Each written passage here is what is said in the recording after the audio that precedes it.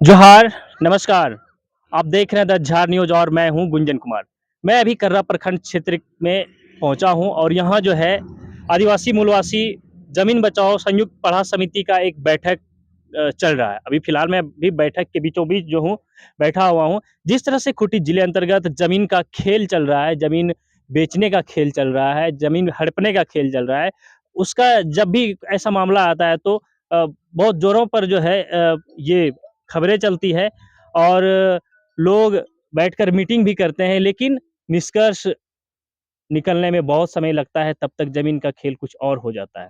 और इस प्रकार से यहाँ आज जहाँ हम पहुँचे हैं, यहाँ भी वैसा ही कुछ खेल हुआ है कि एक व्यक्ति का ज़मीन जो है, उसके पूर्वजों का ज़मीन कोई दूसरे लोग जो है कार्यालय में कार्यालय कर्मी से मिल-जुल कर ज़मीन को अपने नाम कर लिया है। आप साफ कह सकते हैं कि ज़मीन को छीन लिया गया है, गलत तरीके से। तो इस मामले को लेकर आज संयुक्त पढ़ा समिति का यहाँ बैठक देख रहे हैं हो रहा है, ज़मीन बचाने को लेकर।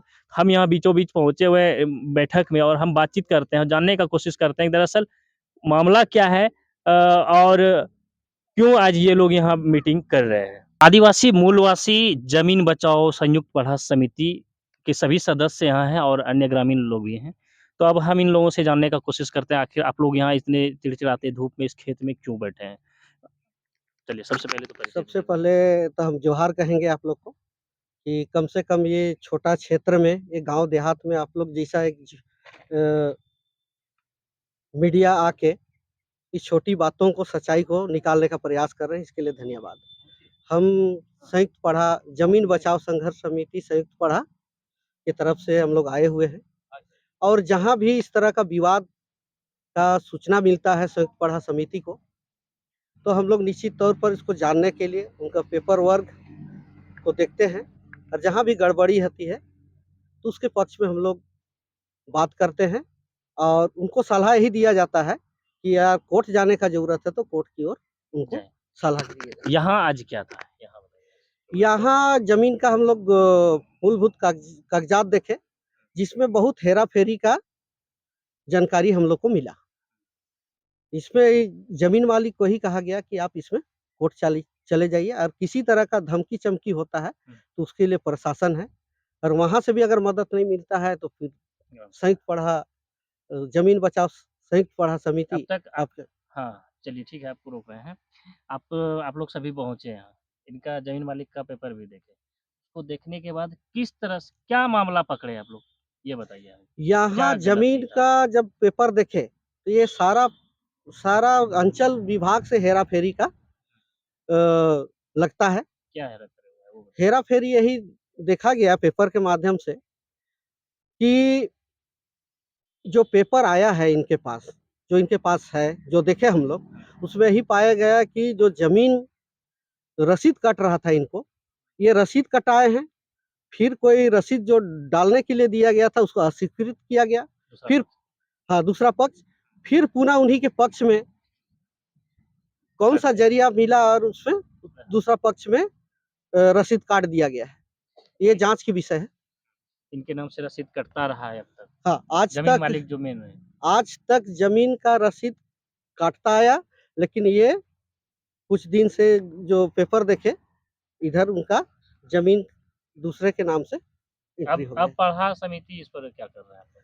पढ़ा समिति यही कहेगा कि अगर इसमें जो है कोर्ट का माध्यम का प्रयास करेंगे, सलाह देंगे और किसी तरह का कोई बाहरी तत्व अगर इसमें इनका परिवार को, चाहे इस गाँव के लोगों को या किसी तरह का धमकी-चमकी मिलता है, तो इसमें हम लोग थाना में कहेंगे कि इनको अर्ज़ी लगाएँ और दूसरी बात है अगर उनसे भी नहीं सुना जाता है, तो ये संयुक्त रूप से पूरा पढ़ा समिति आके या तो पूरा पब्लिक आके इसको संरक्षण देने का काम करेगी। और दूसरा ये कि खूंटी जिले में जो है, खासकर कर्रा प्रखंड क्षेत्र में हमने एक और भी मामला देखा इस प्रकार का मामला है। कई लोगों का ज़मीन जो है, ज़मीन मालिक को पता ही नहीं रहता उसका ज़मीन बिक रहा है। तो पढ़ा समिति क्या कर रहा है हम लोग?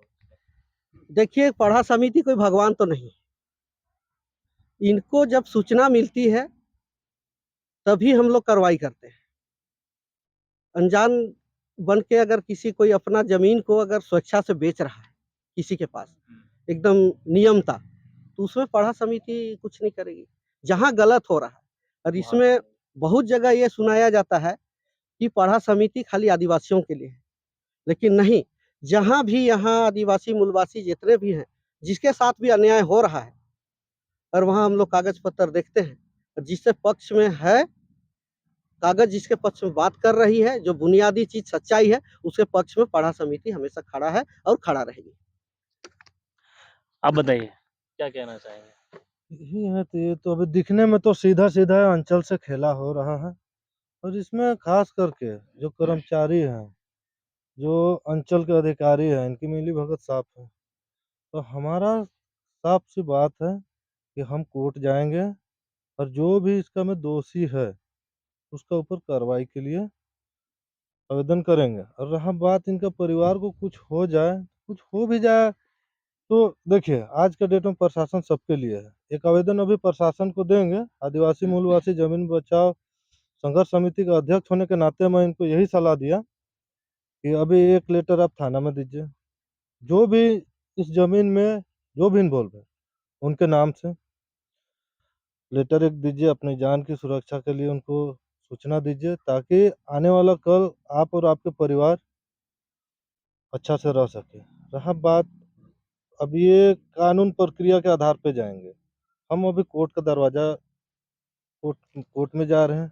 कोर्ट खुद ब खुद कर लेगी। क्या सच्चाई है, क्या नहीं, ये हम बैठ के निर्णय नहीं कर सकते। ये अब कोर्ट का मामला है और कोर्ट में ही ये फैसला होगा। एक बार परिचय बताइए। अनूप लकड़ा, आदिवासी मूलवासी ज़मीन बचाओ संघर्ष समिति अध्यक्ष कर्रा। जमीन बचाओ संघर्ष समिति के जो लोग हैं वो काफ़ी खूंटी जिले में अभी सक्रिय हैं और इस प्रकार का जहाँ भी ज़मीन का हेरा-फेरी होता है, वहाँ तमाम इस कमेटी के लोग जो है वहाँ पहुँचते हैं और ऐसे दलालों से, ऐसे गलत काम करने वाले अधिकारियों से लोगों का ज़मीन को बचा देते हैं।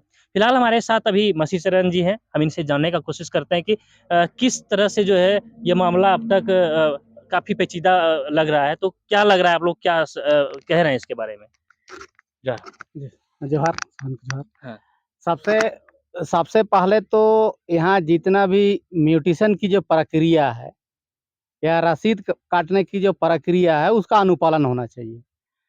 यदि हम देखते हैं कि म्यूटेशन में या इसके बारे में जो बोला कि कितना तारीख को रिजेक्ट हो गया महादेव उरांव का, फिर उसके बाद कुछ दिन के बाद रसीद निर्गत होना, ये तो एक प्रश्न का विषय है। क्या गड़बड़ी हुई है, क्या नहीं है, हम पब्लिक इनके साथ हैं। जहाँ तक वो बोले कि 71 से